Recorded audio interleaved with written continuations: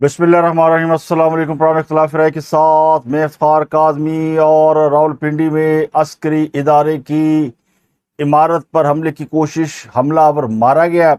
जरदारी साहब ने समरी पर दस्तखत कर दिए और पाकिस्तान के वज़ीर दाखिला एक बार फिर ईरान पहुंच गए। और आज की सबसे बड़ी खबर तो ये कि हामिद मीर ने स्टैंड ले लिया। तो समझ तो आप गए ही होंगे।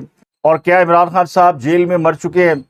ये खबर जो है वो तहरीक इंसाफ के एक बैरून मुल्क बैठे उस यूट्यूबर ने दी है, जिसका दावा ये कि वो एस्टेब्लिशमेंट के अंदर तक मालूमात के हवाले से रसाई रखते हैं। तहरीक इंसाफ ने सुप्रीम कोर्ट के बाहर जो धरना दिया था वो बढ़ गया और इस बार आज़ाद कश्मीर के इलेक्शन में नून लीग ने धांधली का इल्ज़ाम लगा दिया है और पेट्रोलियम डीलर ने 72 घंटे का अल्टीमेटम दे दिया, वरना मुल्क भर में पेट्रोल पंप बंद कर दिए जाएंगे। तो सबसे पहले बात करेंगे इमरान खान के हवाले से, जिनकी मौत की खबर बैरून मुल्क से आई है। और तहरीक इंसाफ के एक वीलॉगर यूट्यूबर ने यह खबर दी है कि खान साहब खुदा नास्ता जेल में वफात पा चुके हैं, लेकिन ये बात उनके अलावा किसी को पता नहीं है। और उनका दावा ये कि इसीलिए खान साहब की मुलाकातों पर पाबंदी है। तो लगता यूँ कि तहरीक इंसाफ के जो लोग पाकिस्तान से बाहर बैठे हैं वो आजकल अपने हवास खो बैठे हैं और यूथिया हो और पागलपन की इंतहा को ना पहुँचे, तो ये हो नहीं सकता। तो ये लगता है कि अब उनके पास खबरों की इतनी किल्लत है और ख़बरों की तलाश में वो किसी की जान के साथ भी खेल सकते हैं। इनकी इस खबर पे तहरीक इंसाफ वाले ख़ुद इन पर लान तान कर रहे हैं।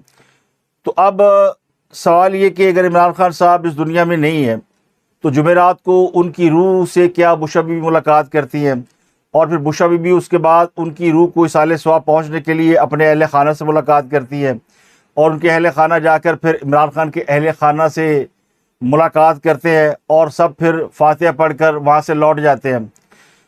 तो कोई शर्म होती है, कोई हया होती है।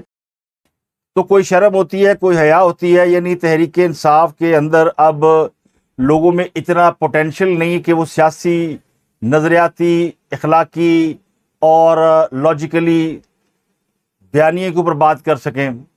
तो तहरीक इंसाफ का जो बयानिया है वो लगता है अपना रास्ता खो बैठा है। और ऐसा ही होता है, जब जहाज़ डूबने लगता है तो चूहे छलांगे मारते हैं और छलांगे मारने की वजह उनका पागलपन होता है। पता तो होता है कि डूब जाना है मगर फिर भी छलांगे मार देते हैं। दूसरे इमरान खान की बहनों को भी इन खबरों पे यकीन नहीं है। उनको तो उस खबर पे भी यकीन नहीं था कि इमरान खान का ब्लड प्रेशर बहुत हाई रहने लगा है और खुदा नास्ता उनकी जान को ख़तरा है। तो कल मैंने आपको बताया था कि अलीमा खान और उनकी फैमिली जो है वो इस खबर को ही डिनाई कर रही है। आज उन्होंने बाकायदा ये कह दिया कि उनके ख़ानदान में तो किसी को ब्लड प्रेशर का मर्ज़ ही लाक नहीं है। और जितनी खबरें फैलाते हैं ये पीटीआई के यूट्यूबर जो है वो डॉलर कमाने के लिए फैलाते हैं।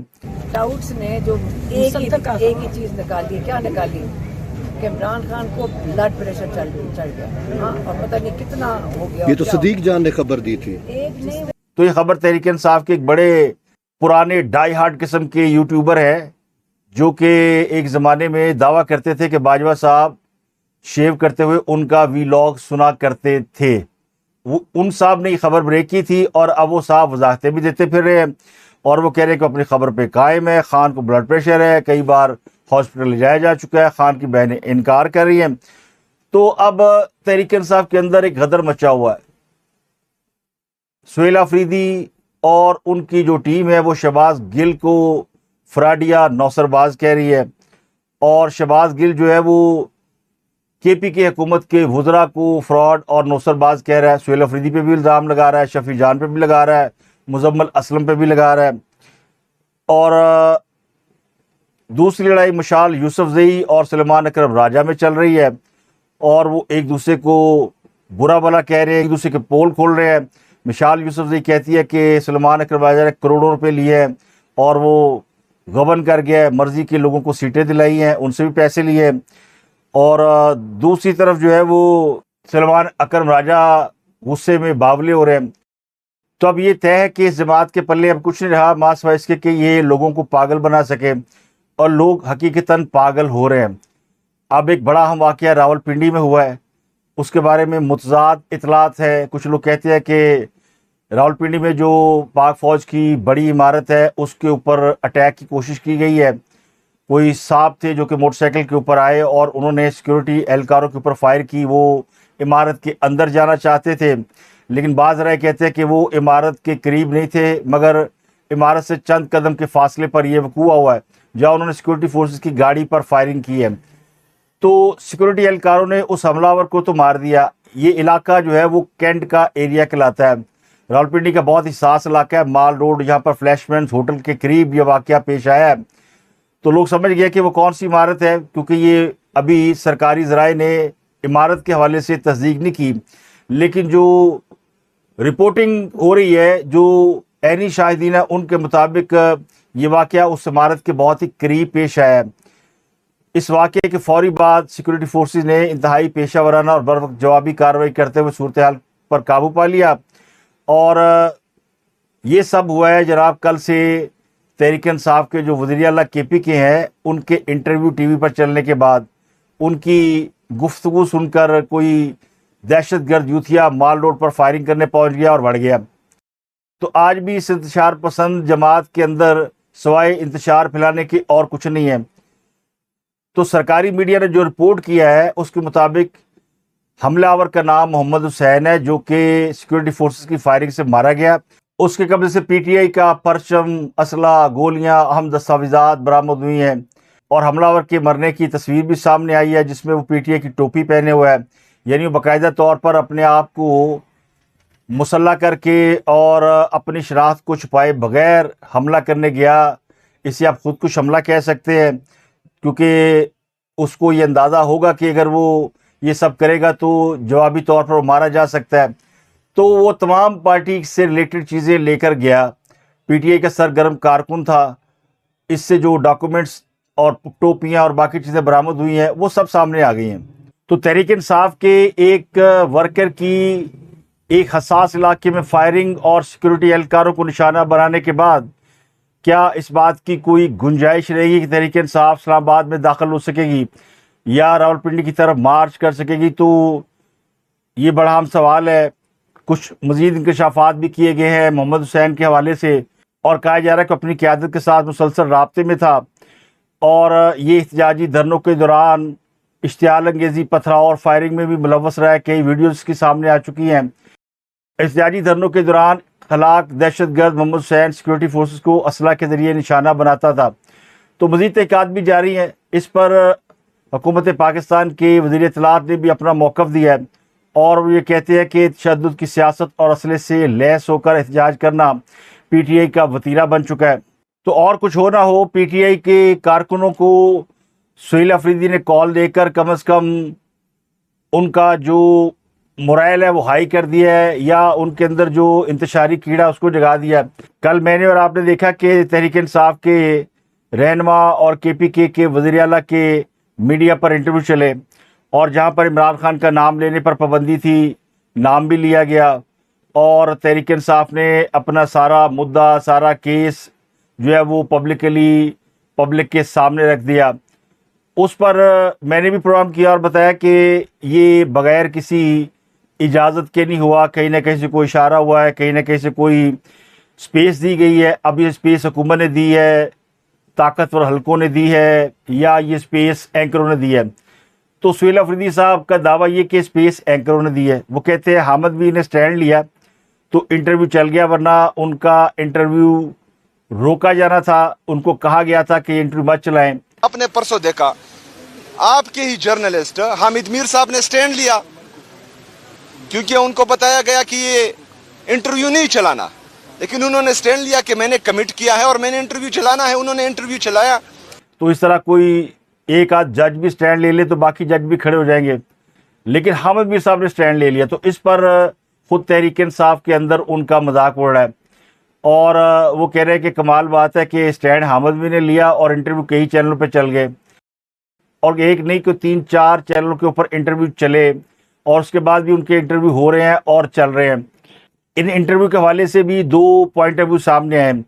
ایک تو یہ کہ سہیل افریدی صاحب کو میڈیا پر سپیس دے کر یہ ثابت کر دیا گیا کہ تحریک انصاف کے اندر اب کوئی بیانیہ نہیں ہے، ان کے اندر کوئی اتفاق نہیں ہے. انہوں نے بھی جو باتیں کی وہ اپنے ہی ویلاگر اور یوٹیوبرز کے خلاف کی اور دوسرا انہوں نے حکومت کے اوپر تنقید کی تو کہا گیا کہ یہ بھی ان کو الاؤ کیا گیا کہ کہیں یہ نہ لگے کہ ملی بھگت سے انہوں نے سٹیٹمنٹ دیا ہے. لیکن یہ واضح ہو گیا کہ سہیل آفریدی صاحب جب سے اقتدار میں آئے ہیں انہوں نے خیبر پختونخوا کا جو 1 سال ہے وہ ضائع کیا. پی ٹی آئی مکمل تقسیم ہے. احتجاج ان کو سمجھ نہیں آ رہی کرنا بھی ہے کہ نہیں کرنا, اور احتجاج وہ رہائی کے لیے نہیں رسائی کے لیے کر رہے ہیں. بندہ انہوں نے 20 لاکھ لے کے جانا ہے, پلے نہیں تیلا تے کر دی میلہ میلہ. جلسے میں ان کے 20,000 لوگ نہیں آئے, تو اب وہ 20 لاکھ لوگ لے کر جائیں گے تو ان کا ایجنڈا کیا ہے؟ ان کے پاس کوئی روڈ میپ بھی نظر نہیں آتا. تو اس پارٹی نے اپنے سارے ایپل جو ہے وہ نکال کر باسکٹ سے باہر رکھ دیے کہ ہمارے پلے کیا ہے. اس میں کوئی شک نہیں کہ تحریک انصاف ایک بڑی جماعت ہے, ووٹ بینک بھی ہے, لوگ اس کو فالو بھی کرتے ہیں, لیکن وہ جماعت 9 مئی کی وجہ سے اس کے اوپر ایک لال دائرہ لگا ہوا. اگر کچھ لوگ اس سے لا تعلقی کا اعلان کرتے ہیں تو ظاہر ہے کہ پھر پولیٹیکلی ان کو اکنالج کیا جا سکتا ہے. تو اس قسم کی سپیس مجھے لگتا ہے کہ دی جا رہی ہے. اب ان کے انٹرویو کے حوالے سے دعویٰ کرنا کہ حامد میر نے چلا دیا, کوئی اور نہیں چلا سکتا, تو سوال یہ کہ اے آر وائی والوں نے انٹرویو کیوں کیا؟ تو اے آر وائی والوں نے انٹرویو کیا اور ان کو پتا تھا کہ حامد میر کا انٹرویو 8 بجے چلے گا, تو انہوں نے 7 بجے چلا دیا. تو یہ میڈیا جو ہے نا, منحصل میڈیا, تمام میڈیا, سب کو کہیں نہ کہیں سے کوئی پیغام یا اشارہ ملا کہ یہ کرنا ہے, اور سب کو کہہ کر یہ انٹرویو ارینج کرائے گے. یہ اکیلے حامد میر کا کام نہیں ہے, نہ حامد میر کے اندر اتنا دم ہم ہے اور نہ ہی کسی اینکر کے اندر ہوتا ہے, انٹل انلیس کہ وہ مینجمنٹ میں کسی بڑے عہدے پر فائز نہ ہو. اب حامد میر صاحب نہ جیو کے اندر وائس پریزیڈنٹ ہے, نہ پریزیڈنٹ ہے, نہ ان کے پاس کوئی بڑا عہدہ ہے. وہ ایک ٹاپ لیول کے اینکر ہیں, مگر وہ آج سے نہیں, وہ کئی سالوں سے ہیں. اور جب اپنے پورے عروج پر تھے تو انہوں نے آصف زرداری کا ایک انٹرویو کیا تھا جولائی 2019 میں. یہ انٹرویو اس وقت ہوا تھا جب زرداری صاحب نیب کی تحویل میں تھے اور پارلیمنٹ ہاؤس سے پروڈکشن آرڈر پر آئے ہوئے تھے. انٹرویو چند منٹ چلا, تقریباً 3 سے 5 منٹ, اور اس کے بعد اچانک آف ایئر کر دیا گیا اور چینل نے خبریں دکھانا شروع کر دی. بعد میں یہ اعلان کیا گیا کہ یہ انٹرویو نہیں دکھایا جائے گا, اور پھر یہ انٹرویو کبھی بھی نشر نہیں ہوا. حامد میر نے خود ٹویٹر پر لکھا کہ اسے پتہ نہیں کیوں انٹرویو روک دیا گیا ہے, اس نے معافی بھی مانگی. تو یہ سمجھنا مشکل نہیں تھا کہ اس وقت یہ انٹرویو کس نے رکوایا. اور پھر انہوں نے کہا کہ جیو انتظامیہ دباؤ کا شکار ہوگی. تو کیا اب جیو کی انتظامیہ پہ کوئی دباؤ نہیں تھا؟ لیکن میں آپ کو روٹ بتا دیتا ہوں, محسن نقوی کے ساتھ جو اس وقت سب سے کلوز ایسوسیٹ ہے وہ عامر میر صاحب ہیں, جو کہ حامد میر صاحب کے بھائی ہیں, اور باقی آپ روٹ سمجھ ہی سکتے ہیں. تو اب سہیل آفریدی والے انٹرویو کے بعد بھی لوگ یہ جاننے کی کوشش کریں کہ اب کیا جیو پہ کوئی دباؤ نہیں تھا یا کسی اور چینل پہ کوئی دباؤ نہیں تھا. تو میں نے آپ کو بتا ہی دیا تھا کہ کوئی دباؤ نہیں ہے, بلکہ الاؤ کیا گیا. اور اس الاؤ کے بعد آپ نے دیکھا کہ وہ انٹرویو کس طرح دھڑلے سے چلے ہیں. لیکن یہ کہنا کہ حامد میر نے سٹینڈ لیا, تو پھر حامد میر سٹینڈ لے کر پاکستان کے عوام کو بتائے جو کچھ اب تک ہوتا آیا ہے. اور حامد میر صاحب جنہوں نے 2024 کے الیکشن کو متنازع بنانے میں بھرپور کردار ادا کیا, تو ریسٹ از اے ہسٹری, لوگ جانتے ہیں. میں پورے یقین سے کہہ سکتا ہوں کہ یہ انٹرویو اشارے کے بغیر یا منظوری کے بغیر نہیں چلے. اور یہ جو پچھلے دنوں محسن نقوی صاحب نے بات کی تھی کہ تمام سیاسی جماعتوں کو اکٹھے ہونا ہوگی اور سپیس دینا ہوگی, یہ اسی کا ایک تسلسل لگتا ہے. اب اس سے حکومت خطرے میں پڑتی ہے یا نہیں پڑتی وہ ایک علیحدہ معاملہ ہے, وہ کوشچن مارک ہے. شاید یہ سمجھ لیا گیا ہے کہ محسن نقوی صاحب کے ساتھ آفریدی صاحب کے ورکنگ ریلیشن شپ زیادہ بہتر ہے, لیکن جو بعض قریبی صحافی ہیں جن کا دعویٰ یہ ہے کہ ان کی پہنچ اسٹیبلشمنٹ کے اندر زیادہ ہے, ان کے پاس خبروں کے سورسز زیادہ ہیں, وہ یہ کہتے ہیں محسن نقوی سے کوئی زیادہ بات چیت ہے نہیں افریدی کی. ایک آخری ملاقات جو شہباز گل نے رپورٹ کی ہے وہ ایکچولی ملاقات ہوئی ہے, جس کو سہیل آفریدی ڈینائل کرتے ہیں, اور اسی کی وضاحت کے لیے ان کو الاؤ کیا گیا کہ وہ جگہ جگہ آ کر یہ بتائے کہ ان کی محسن نقوی سے ملاقات نہیں ہوئی. اور صرف محسن نقوی نہیں بلکہ اس میں ایک کور کمانڈر صاحب کا بھی نام لیا گیا. تو پھر جن کے نام لیے گئے ان کے حوالے سے ڈینائل تو پھر بنتا ہے, اور یہ ڈینائل پھر نیشنل میڈیا پر نشر ہونا بھی بنتا ہے. اب جو واقفان حال ہیں وہ کہہ رہے ہیں کہ حکومت کو کوئی پرابلم نہیں ہے اور حکومت کے پاؤں پوری طرح مضبوط ہے، اور یہ شاید اس لیے بھی کہا جا رہا ہے کہ جو مدعا تھا، جو مطلب تھا، وہ کافی حد تک کمپلیٹ ہو گیا ہے۔ محسن نقوی صاحب اچانک ایران چلے گئے ہیں، اور وہ ایران کیوں گئے ہیں؟ ان کو کیا ایران میں کسی نے دعوت دی ہے؟ دعوت تو ہم نے دی تھی ایرانی وزیر خارجہ کو، ایرانی اسپیکر کو، وہ آئے نہیں، تو نقوی صاحب ایران پہنچ گئے۔ اس کی وجہ کیا ہے؟ ان کی ملاقاتیں بڑی اہم، اور جو میرے ذرائع وہ کہتے ہیں کہ محسن نقوی صاحب ایران اس لیے گئے ہیں کہ ایرانی صدر مسعود پزشکیان کی ایران کے سپریم لیڈر آیت اللہ مجتبیٰ خامنئی سے ملاقات ہوئی، جس کے بعد ایران کے اندر آپ نے بہت سی تبدیلیاں دیکھی۔ پاسداران انقلاب کے ہیڈ کو تبدیل کیا گیا، ایران کی فوج کے سربراہ کو تبدیل کیا گیا، نیول فوج کے سربراہ کو تبدیل کیا گیا، سیکورٹی کونسل کے جنرل سیکرٹری کو تبدیل کیا گیا۔ تو اس کا مطلب یہ کہ پزشکیان جو ہے وہ آیت اللہ مجتبیٰ خامنئی کو سمجھانے بجھانے میں کامیاب ہو گئے، اور یہ یاد رہے کہ جو ایران کی سیاسی قیادت ہے، جس میں مسعود پزشکیان اور عباس عراقچی جیسے لوگ شامل ہیں، وہ مذاکرات کے حامی بھی ہیں اور معاملات کو افہام و تفہیم سے حل بھی کرنا چاہتے ہیں، اور یہ دونوں پاکستان کو بہت بڑا کریڈٹ بھی دیتے ہیں۔ لیکن جو ایران کی فوجی قیادت ہے وہ سول قیادت کی ایک ہی نہیں سن رہی تھی، تو اب وہ فوجی قیادت جو ہے وہ تبدیل ہو گئی ہے، جس کا مطلب یہ ہے کہ جو سیاسی قیادت ہے اس کا بابا اوپر آ گیا ہے، اس کا قلعہ مضبوط ہوا ہے، ان کا موقف سنا گیا ہے۔ تو اس صورتحال کے بعد پاکستان کا ایران کے ساتھ دوبارہ بات کرنا بنتا ہے، کیونکہ پاکستان اس معاملے میں ثالث ہے، اور پاکستان کو جتنی گارنٹیاں وارنٹیاں دی گئی ہیں وہ سیاسی حکومت کی جانب سے دی گئی ہیں۔ تو مسعود پزشکیان جو ہے وہ پہلے سے زیادہ مضبوط ہے، اور اب امریکہ کے ساتھ معاہدے کے حوالے سے وہ زیادہ بہتر پیش رفت کر سکتے ہیں۔ دوسری خبر جو ہے وہ یہ ہے کہ جناب آصف زرداری صاحب نے مختلف ہائی کورٹ میں ججز تعیناتی کی سمری پر دستخط کیے۔ لاہور، سندھ، پشاور، اسلام آباد، بلوچستان ہائی کورٹ میں ایڈیشنل ججز کی تقرری کی سمری وہ اپنی کونی کے نیچے رکھ کے بیٹھے ہوئے تھے۔ کل یہ کیس عدالت میں بھی گیا، اور عدالت نے جواب مانگا تھا صدر صاحب سے اور وزیر اعظم صاحب سے، اور بتایا گیا تھا کہ اب صدر اگر اس کو چاہے بھی تو روک نہیں سکتے۔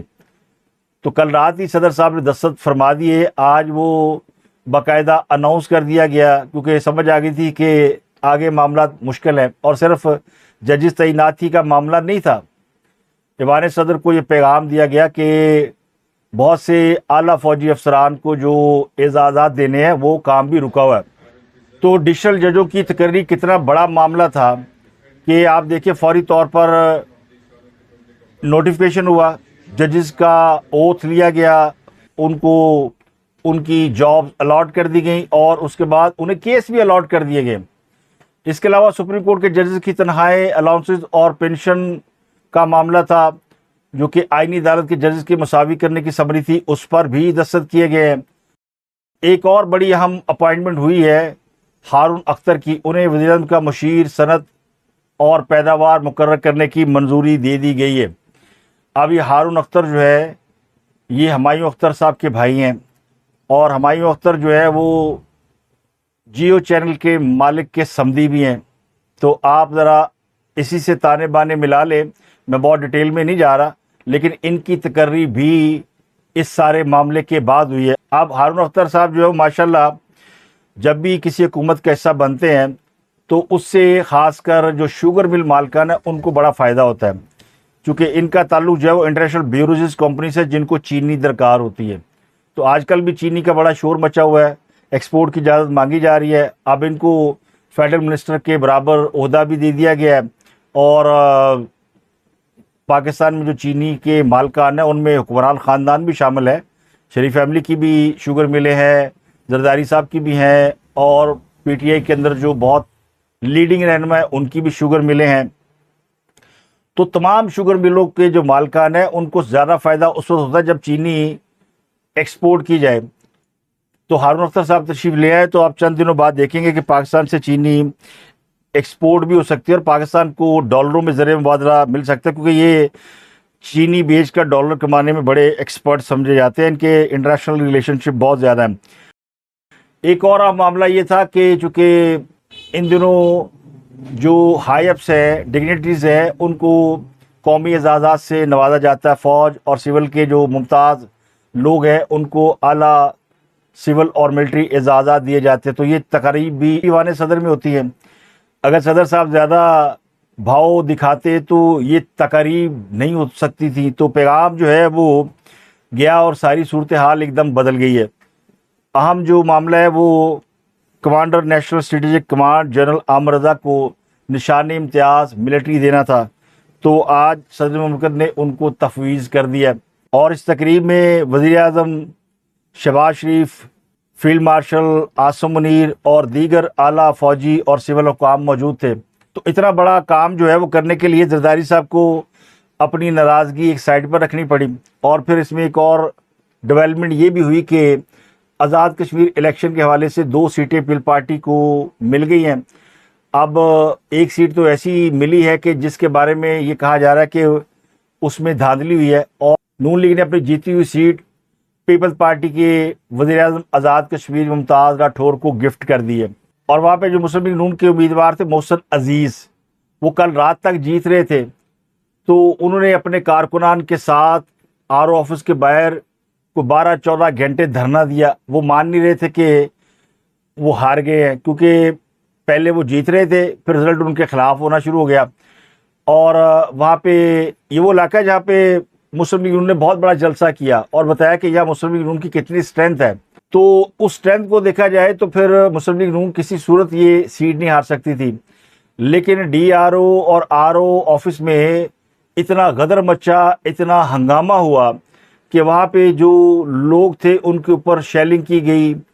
6 خواتین زخمی ہیں، پولیس نے ان کو ڈنڈے مارے. تو آزاد کشمیر حکومت نے نون لیگ کے کارکنوں کی جی بھر کے پٹائی کی.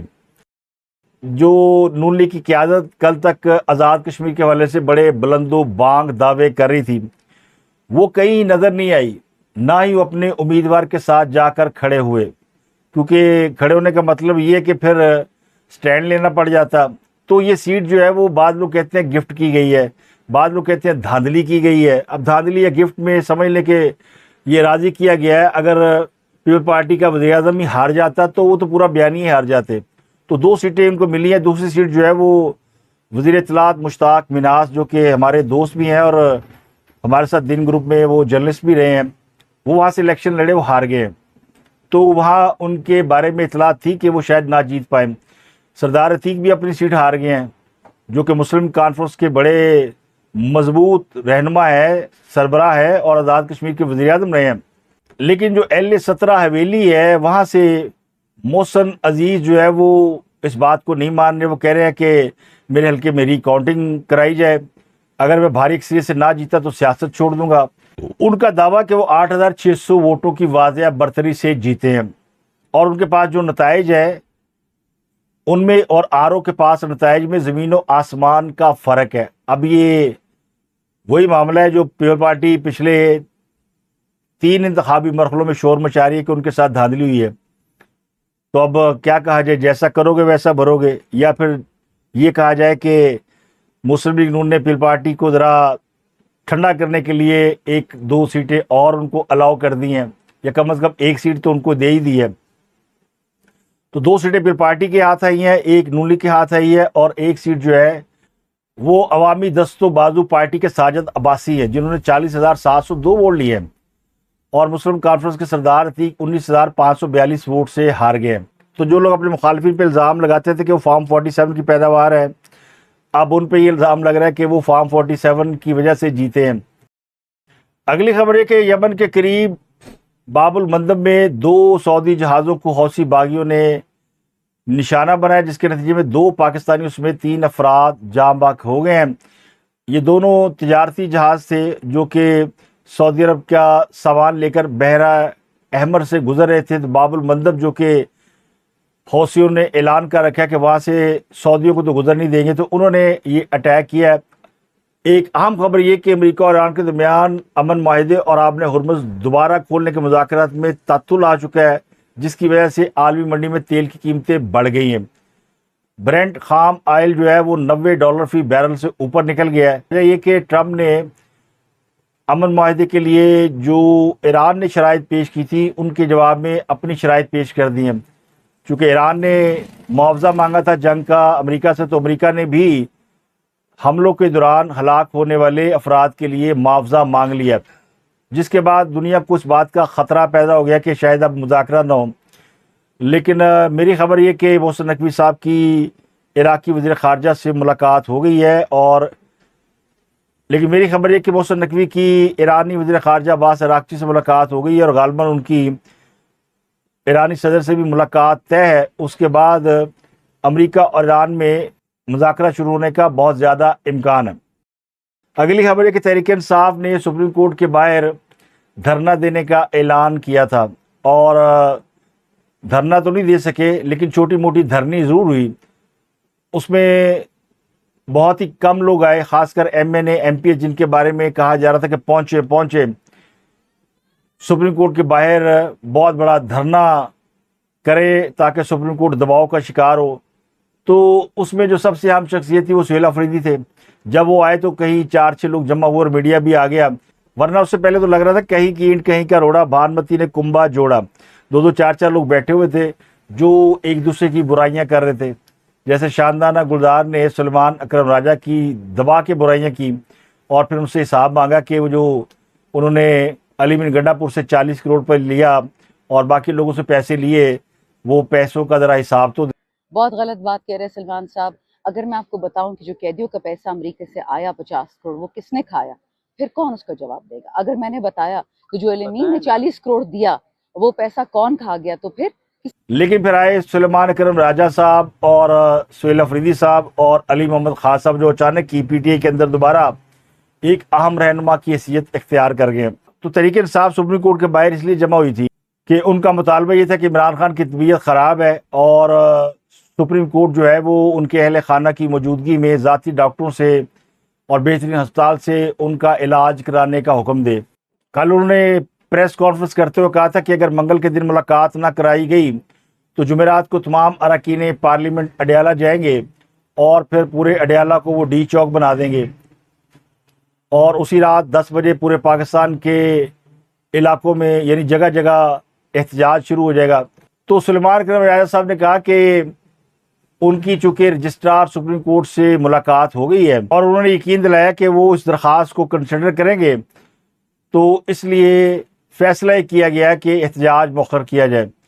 تو وہ جو احتجاج اور وہ جو دھرنا، ایک بہت بڑا دھرنا ہونے والا تھا، جس کے نتیجے میں سپریم کورٹ دباؤ میں آتی، گھٹنے ٹیک دیتی، فوری آرڈر جاری کرتی، انہوں نے بھی ایک لالی پاپ دے کر ان کو گھر بھیج دیا۔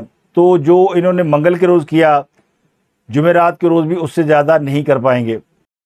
اگلی خبر یہ کہ پیٹرولیم ڈیلر کی حکومت سے مذاکرات ناکام ہو گئے، اور انہوں نے حکومت کو 72 گھنٹے کا الٹیمیٹم دے دیا ہے، جس کے بعد 15 اگست صبح 6 بجے سے ملک بھر میں غیر معینہ مدت کے لیے پیٹرول پمپ بند کرنے کا اعلان کر دیا ہے۔ اب پیٹرولیم ڈیلر بھی اس معاملے میں منقسم ہے، لیکن جو ایک گروپ ہے پیٹرولیم ڈیلر ایسوسی ایشن کا، اس کے چیئرمین ملک خدا بخش اور وائس چیئرمین انور کمال، انہوں نے پریس کانفرنس کرتے ہوئے کہا ہے کہ یہ فیصلہ ایسوسی ایشن کی ایگزیکٹو کمیٹی کے اجلاس کے بعد کیا گیا ہے، اور حکومت سے ان کے مذاکرات ہوئے۔ پچھلے مہینے بھی ہم نے مذاکرات کیے تھے اور ہڑتال کا فیصلہ کیا تھا، لیکن ہمارے ایک گروپ نے اس کو نہیں مانا اور ہڑتال ختم کر دی۔ لیکن اب ہم پر دباؤ ہے، 14,000 پیٹرولیم ڈیلر کا بہت زیادہ دباؤ ہے، تو ہم 15 اگست کو ہڑتال کریں گے اگر مطالبات پورے نہ ہوئے تو۔ اس کے علاوہ ایک بڑی خبر ہے کہ شام کی ایک عدالت نے شام کے سابق صدر بشار الاسد کو سزائے موت سنا دی ہے۔ بشار الاسد کو ان کی غیر موجودگی میں سزا سنائی گئی ہے۔ ان پر خانہ جنگی کے دوران سنگین جرائم میں ملوث ہونے کے الزامات تھے۔ تقریباً 14 سال انہوں نے شام کے اوپر حکومت کی۔ تو عدالت نے کہا کہ بشار الاسد کو پیشگی منصوبہ بندی اور جان بوجھ کر قتل کے الزام میں سزائے موت سنائی گئی ہے۔ اس کے علاوہ ان کے سیکیورٹی عہدیدار اور بشار الاسد کے کزن عاطف نجیب کو بھی سزائے موت سنائی گئی ہے۔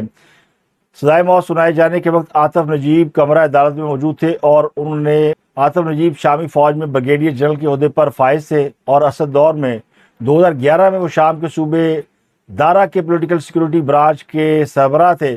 ان پر دارا میں کریک ڈاؤن کرنے کا الزام ہے، جو بعد میں شام کے اندر خانہ جنگی اور قتل و غارت کی ایک بڑی وجہ بنا۔ بشار الاسد جو شام کے حالات خراب ہونے کی وجہ سے روس چلے گئے تھے، ان کو ان کی غیر موجودگی میں سزا سنائی گئی ہے۔